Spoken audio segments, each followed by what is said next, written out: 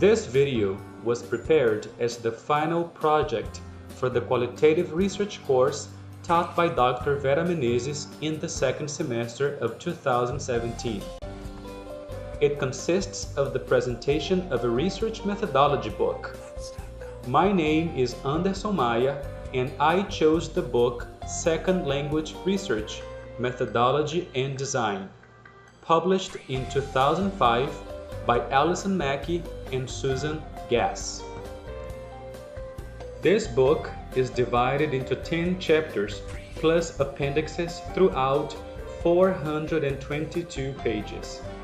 Although it provides an overview of quantitative research, it does emphasize qualitative research in the second language field.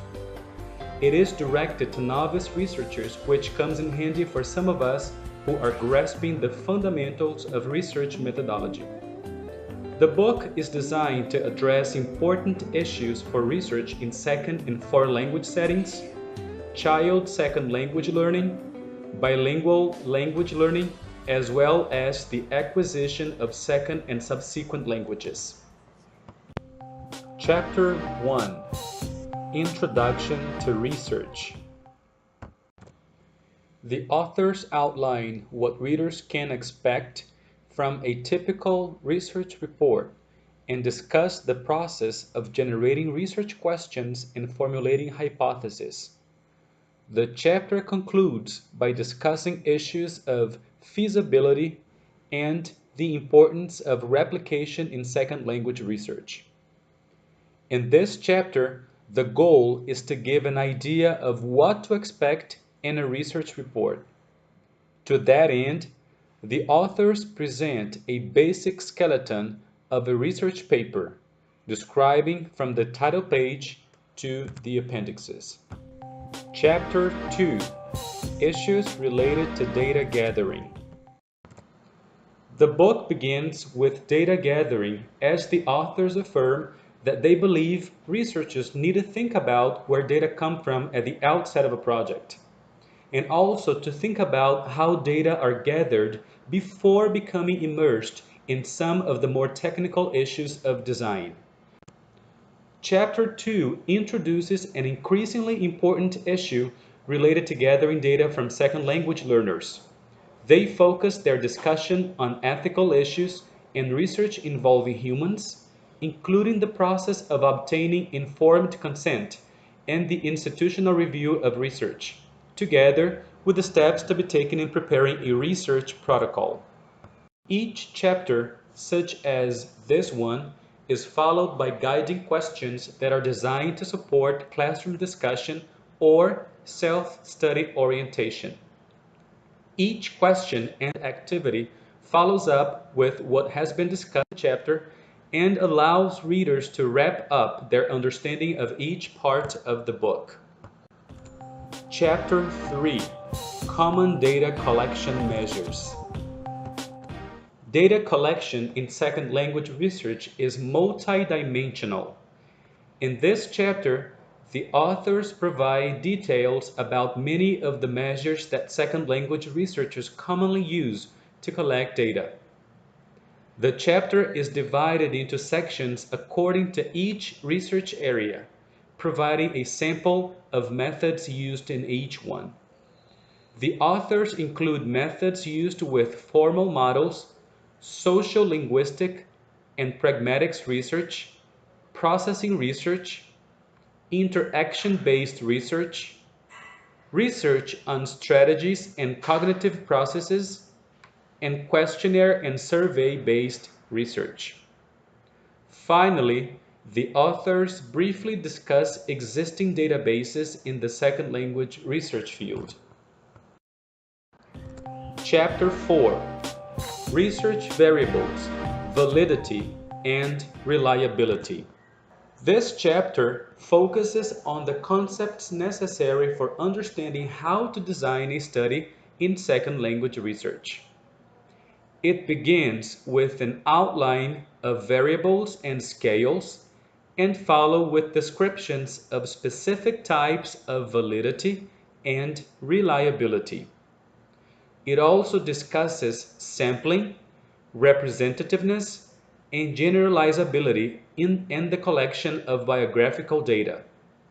In sum, it deals with some of the general issues that must be considered in designing a research project, such as the importance of properly identifying, operationalizing, and controlling variables, ensuring that internal and external validity of the study, and determining reliability. Chapter 5: Designing a Quantitative Research. This chapter deals with design types in quantitative research. It begins by introducing the materials that are used together with ways of placing individuals into groups. Then, it moves to the central part of the chapter when it focuses on ways of designing a study, including pre-test, post-test designs, post-test only designs, time series designs, and one-shot designs. Throughout, it discusses the considerations researchers should make when designing a study for a given topic or population. Finally, it brings to discussion the most commonly used design types in experimental and quasi-experimental research, identifying them along such dimensions as participant assignment to treatment group, testing, and variables included. Chapter 6: Qualitative Research. The importance and utility of qualitative methods is increasingly being recognized in the field of second language research. This chapter begins with a discussion of the nature of qualitative research and how it differs from other approaches. Next, commonly used methods for gathering qualitative data are outlined, including case studies, ethnographies, interviews, observational techniques, verbal protocols, and diaries, journals. Furthermore, qualitative research can yield valuable and unique insights into the second language learning process. When appropriate qualitative research methods are chosen to address a particular problem, and when the proper standards of empirical rigor are met through triangulation of research perspectives, consideration of emic perspectives, and cyclical data collection and analysis, qualitative research can reliably help gain a deeper understanding of the nature of second language learning.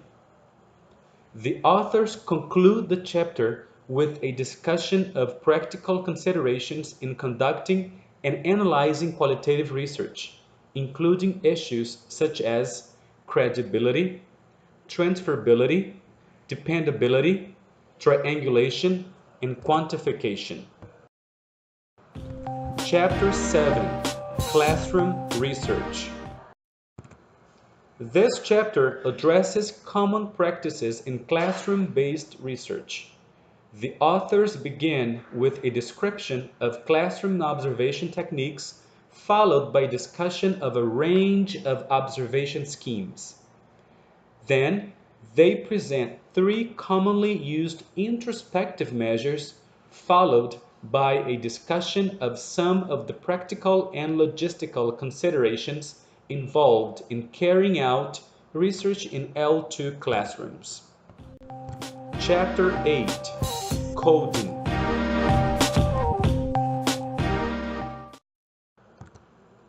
Once data are collected, it is necessary to organize them into a manageable, easily understandable, and analyzable base of information. This chapter discusses some of the main ways of accomplishing this task. It provides an overview of the various processes involved in data coding, including transcription and the preparation of raw data for coding, the modification or creation of appropriate coding system, the issue of reliability measures for coding, and the implementation of coding. It also presents examples of some common models and custom-made coding systems, taking both quantitative and qualitative research concerns into account. Finally, it discusses questions related to how and when to decide how much and what to code. Chapter 9: Analyzing Quantitative Data. Although the book focuses specifically on issues of research design and methodology, there's one chapter that focuses on statistics. However, because the field of statistics is so broad and has its own specialized texts and courses, this material does not provide but a simple overview of some of the key concepts in this area. This chapter presents introductory information about statistics to enable the reader to begin to understand basic concepts. The authors focus on issues and methods of analysis that are common in second language research. The chapter deals with descriptive as well as analytic measures.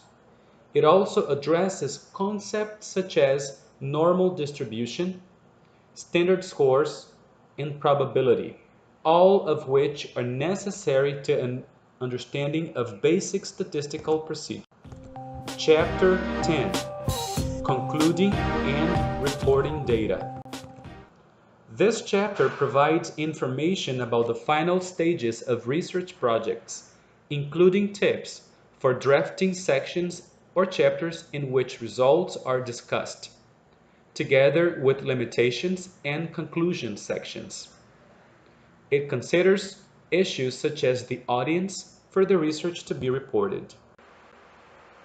That's all, folks. Thank you so much for watching my video presentation, and now a word of greeting. Saudações, professora Vera, e a todos os meus colegas.